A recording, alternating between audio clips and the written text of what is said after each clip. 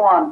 Hello दोस्तों, नमस्कार। स्वागत है आपका। इस वीडियो में हम देखेंगे आईएएस के लिए एमसीक्यूज फॉर्मेट में ज्योग्राफी के क्वेश्चन, और ये उसी फॉर्मेट में है जिस फॉर्मेट में आपके क्वेश्चन आते हैं। तो आपको एक तरह से इन्फॉर्मेशन प्रोवाइड कराने के लिए ही एक तरह से ये क्वेश्चन बनाए गए हैं। तो चलिए आइए स्टार्ट करते हैं। देखिए, पहला क्वेश्चन है,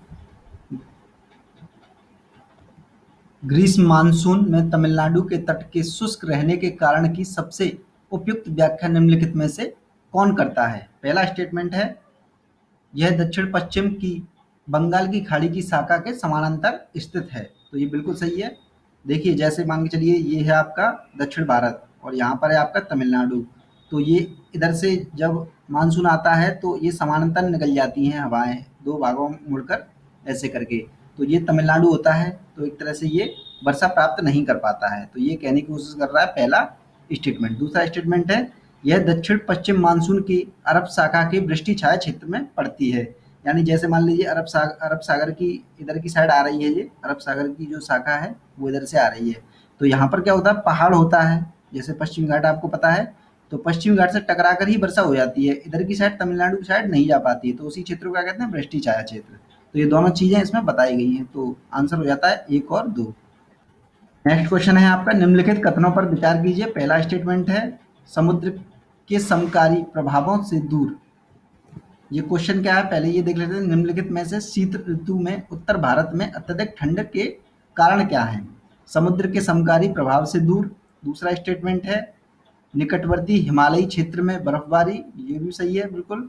तीसरा स्टेटमेंट है, मध्य एशियाई क्षेत्र से आने वाली ठंडी पवनें। तो ये तीनों ही स्टेटमेंट जो है बिल्कुल सही है।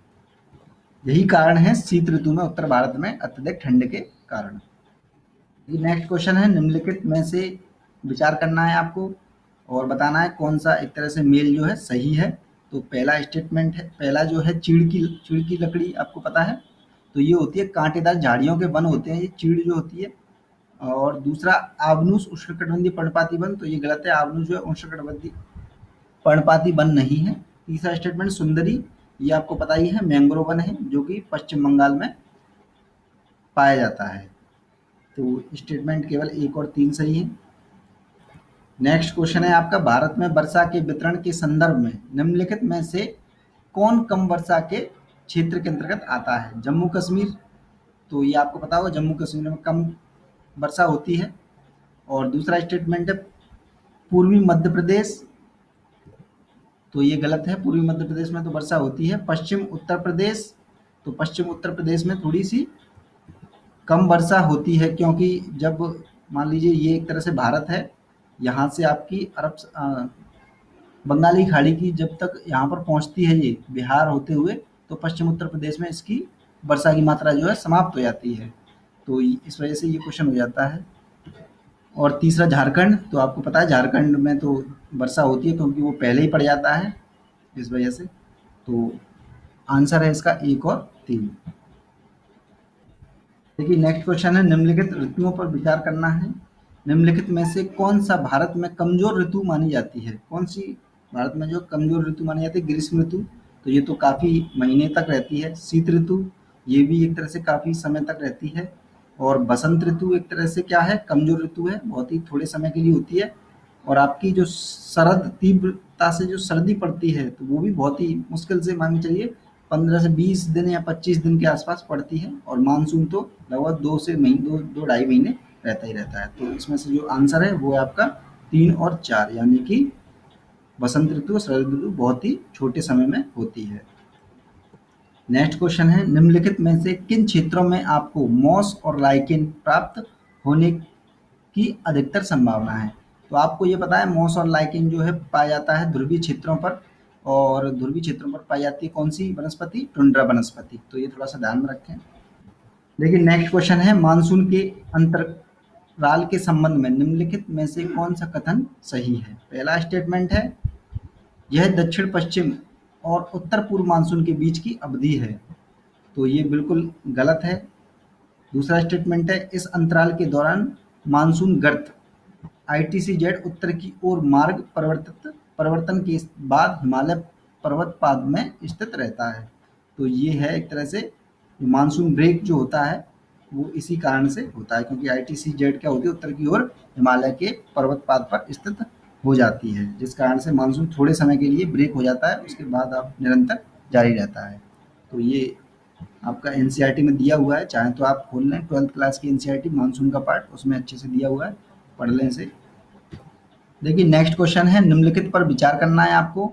और वन की आग उत्पन्न होने का निम्न में से क्या कारण हो सकता है? तो ये कारण है ज्वालामुखी, झूम कृषि, लुढ़कते हुए पत्थर और लहराते बांसों का घर्षण। तो ये सारे के सारे जो है कारण हैं किसके? वनों में आग लगने के। ज्वालामुखी उत्पन्न होने से तो लगी ज़्यादा, झूम कृषि के लिए क्या करता है, आग लगानी पड़ती है, तो इस वजह से आग फैल जाती है। लुढ़क पत्थर जब लुढ़केंगे एक दूसरे से टकराएंगे तो अपने आप में आग लग जाती है, और बांस जब रगड़ेंगे तो बांस आग का कारण होते हैं। देखिए नेक्स्ट क्वेश्चन है, भारत में निम्नलिखित में से किस स्थान में जानवरों का शिकार करने की अनुमति है?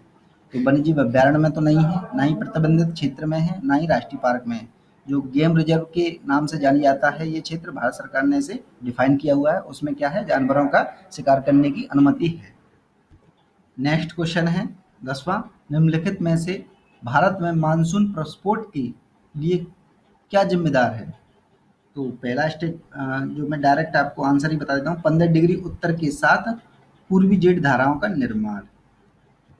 पूर्वी जेट धाराएं जो होती हैं वो एक तरह से भारत के अ, जो मानसून है, मान लीजिए देखिए ये भारत है, ये आपकी पूर्वी जेट धाराएं हैं, ऊपर से बह रही हैं और इधर से मानसून आ रहा है, तो ये क्या होता है, मानसून को खींच लेती हैं और उत्तर भारत में एक तरह से गंगा यमुना के दुआब में बहुत तीव्रता से वर्षा कर देती हैं, तो इसी को मानसून प्रस्फोट के नाम से जानते हैं। तो ये ध्यान में रखें। तो दोस्तों इस वीडियो में बस इतना ही, और इस वीडियो को लाइक करना बिल्कुल ना भूलें, और जिन्होंने सब्सक्राइब नहीं किया सब्सक्राइब कर लें, क्योंकि डेली अपडेट आपके पास आती रहती है, तो देखते रहें। और जिन्होंने पुराने वीडियो नहीं देखे आपकी स्क्रीन पर आ चुके हैं, देख लें, बहुत ही अच्छे वीडियो बने हुए हैं और आपके लिए लाभकारी ये सिद्ध होंगे IAS के लिए। और जो पीसीएस का देखना चाहते हैं पीसीएस का देख लें, और जिन्हें पुराने वीडियो एक तरह से सारे देखने हैं वो एग्जाम मेडी सर्च करें यूट्यूब पर, सारे वीडियो आ जाएंगे। और अगर आपको जानकारी चाहिए तो कमेंट बॉक्स में लिख दें, उससे संबंधित मैं आपको प्रोवाइड करा दूंगा जो भी चीज़ें होंगी। तो देखते रहें एग्जाम मेडी जी। धन्यवाद।